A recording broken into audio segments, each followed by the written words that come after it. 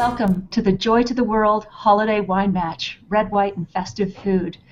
I'm joined today by three very festive wine lovers who are already getting into the spirits of the season. I'm going to let them introduce themselves and maybe recall a memory or two of a memorable Christmas or holiday wine that they've had in the past. Sarah, I'm going to start with you. Let us know where you are and maybe a wine that you remember from holidays past. All right. Well, happy holidays, everyone. My name is Sarah Mantle. I'm from Calgary, Alberta. I have a wine blog called Got to Get You Into My Belly. And the site link is mantles@blogspot.ca. And one memorable wine that we've had was actually recently. We celebrated our holiday dinner just this past weekend with my parents in town. They're from Ontario, so we don't get to see them for the holidays very often. And the one wine that my father, my husband, and myself all really raved about was Chateau Beaumont's 2008 Cru Bourgeois. It was just beautiful. It went with lots of food, and it was like a holiday party in my mouth. Sounds great. All right. I guess go ahead, Sarah. Oh, sorry. And with that, I will pass the decanter on to Kirsty. Hi, my name's Kirsty Gardner. I'm in Toronto, Ontario. I also have a blog. It's called gastronomicalsovereignty.com, and that's a mouthful, so I'll let you Google it. And and if even if you're close, it'll come up. My most memorable wine, I think, would probably have to be. It's not one that you can buy in the liquor stores. Actually, my parents have been brewing their own wine for a really long time. Ooh. And they thought and they thought it would be a good idea to try a white port a couple years ago, and it was terrible. It was awful. It was the worst thing I've ever had. And and they kept trying to pass it off to their friends and family as this amazing wine, and it wasn't good at all. But it was funny. So that's my most memorable wine that I've had. And with that, I'll pass it on to Adam. Hi, my name's Adam Bauer. I am from Lunenburg, Nova Scotia. I live in Halifax. I'm joining you actually this evening from the historic Halifax Club, right in the waterfront of the Atlantic. For me, memories of Christmas time, I can't help but think about the 4-liter box of Hochtaler. My grandmother always had that in her fridge. It's a white wine. If you look for the grape varietal, it's selected grapes. So, but I wasn't old enough to drink wine back then. By the time I was, we had already lived in France when I was 13, and then my parents started buying a bottle of Chateauneuf de Pape that actually looked like it was aged in a cave. It was a deformed bottle, and luckily enough, I got to experience that over the holidays by the time I was old enough to drink. So that really brings back holiday memories for me, and I still keep a bottle in my wine rack just to, for the nostalgia feeling. You're so sentimental, Adam. And Adam, speaking of that, you look like you're ready to host your own Christmas special there with that set. I know. I should have had the sweater on. I thought about the cardigan. That's great. Next time, next year. Okay. All right. Well, your memories are close to mine.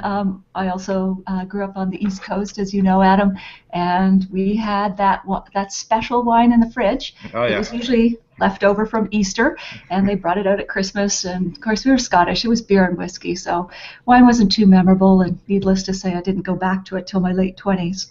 But anyway, we are here to celebrate friends, family, and great wine and holiday food, and that's what this match is all about. So over the course of the next 9 days, I hope you'll join us in nominating your favorite holiday wines, and they could be from around the world, Canada of course, but any country, under $25, and what we want to try to find is those that are easy to buy and affordable, like in your local liquor store, so that we're going to crowdsource, in effect, the ultimate holiday wine shopping list, so that we can all pour like Santa but save like Scrooge.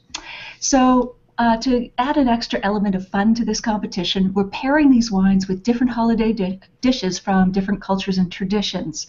So we're going to kick this off with Moroccan lamb, which is part of the celebrations that's part of the Islamic calendar. And I'm going to go to Sarah, who has a pairing for Moroccan lamb, that savory stew. Sarah.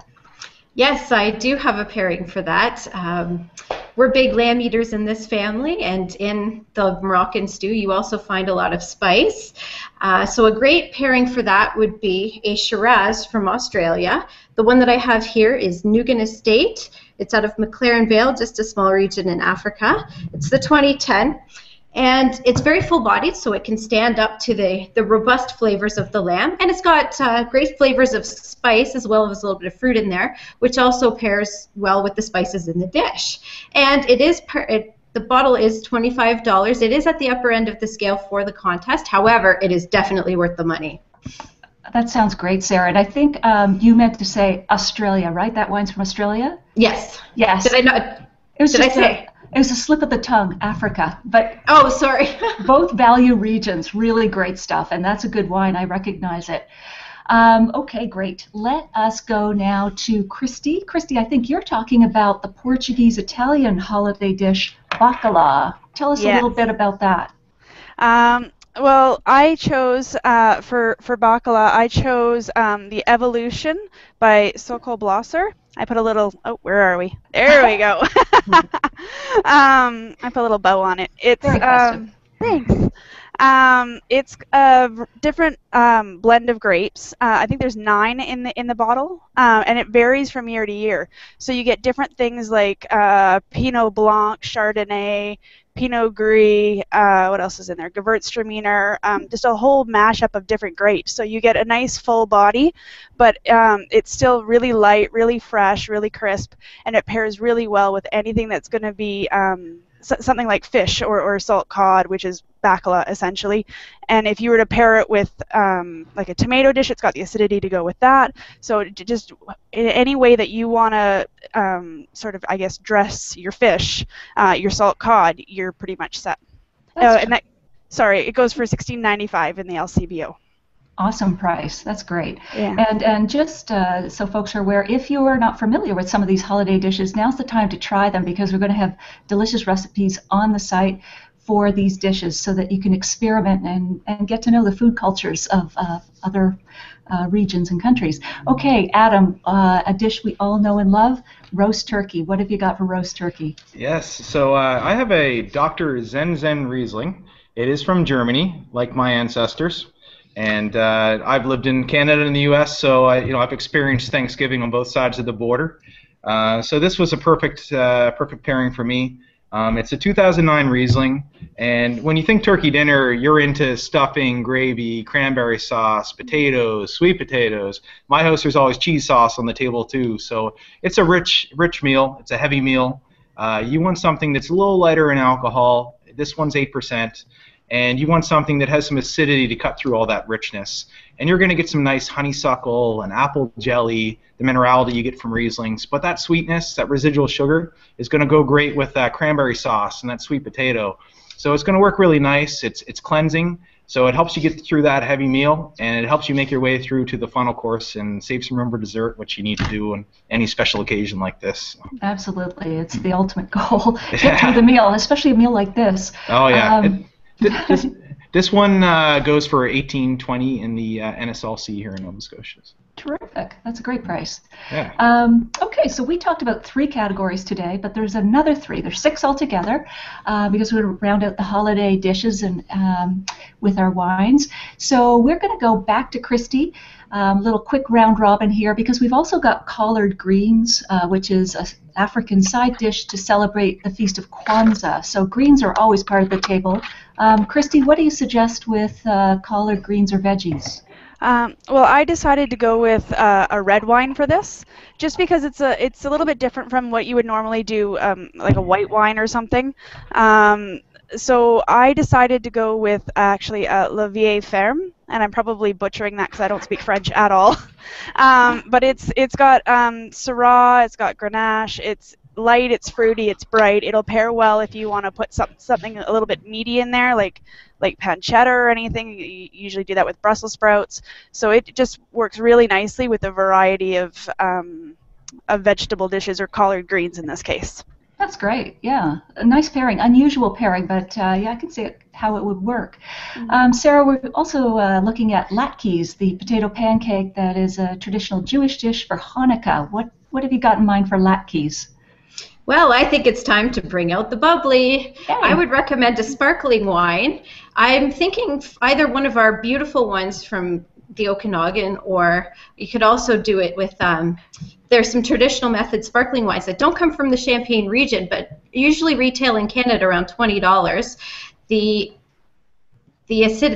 mouth-watering acidity of the wines generally pairs well with the fattiness that you may find in the pancakes, and at the same time it also there's a little bit of fruitiness to those sparkling wines that would really brighten up the dish. That's great. Awesome. Yeah, how can we get through this discussion without bringing up bubbly? Thank you, Sarah. Exactly. Okay, so Adam, I want you to bring it home with a merciful wine to wash down fruitcake, that dessert that won't go away even though we might want it to. Exactly. First, my Riesling helped you get through to the dessert, and now we're on to fruitcake. I'm going to go Australian with this, with an Australian muscat that's been preferably fortified. So you're going to get some nice raisin characters, some orange zest. You actually get a sort of fruitcake character with a fortified muscat as well too, and it's going to be enough sweetness there to over. You don't want the sweetness to be too heavy in the fruitcake or it will taste bitter. So there's enough sweetness there, but it's also fairly crisp as well too. So it's going to be a nice pairing. Terrific, and that's a good rule of thumb for any dessert. The wine should be sweeter than the dessert, or the wine will taste bitter. All right, so especially if we've got those visions of sugar plums dancing in our heads. It's a good wine to end with, Adam. All right, so just to wrap this up then, great pairings, everyone. We're going to open up the nominations today. There's only 9 days to do this. So get in there, nominate your favorite wines in the 6 categories. If you don't have a strong feeling, then vote for the favorites that you see and get your friends and family too. Because really what we are trying to do here is put together a great holiday wine shopping list, whether it's for entertaining or gift giving, wines under $25 that taste twice as expensive as they cost. So stay tuned on November 21st. We're going to go to a showdown phase. The top 5 wines in each category from different countries will narrow it down to those, and everybody can vote for their 5 favorites for each dish. So we'll really have a lot of fun with that. So I'd just like to raise my glass to you folks, and I hope you all have a great, festive, spirited holiday season. Cheers. Cheers. Okay. Happy holidays.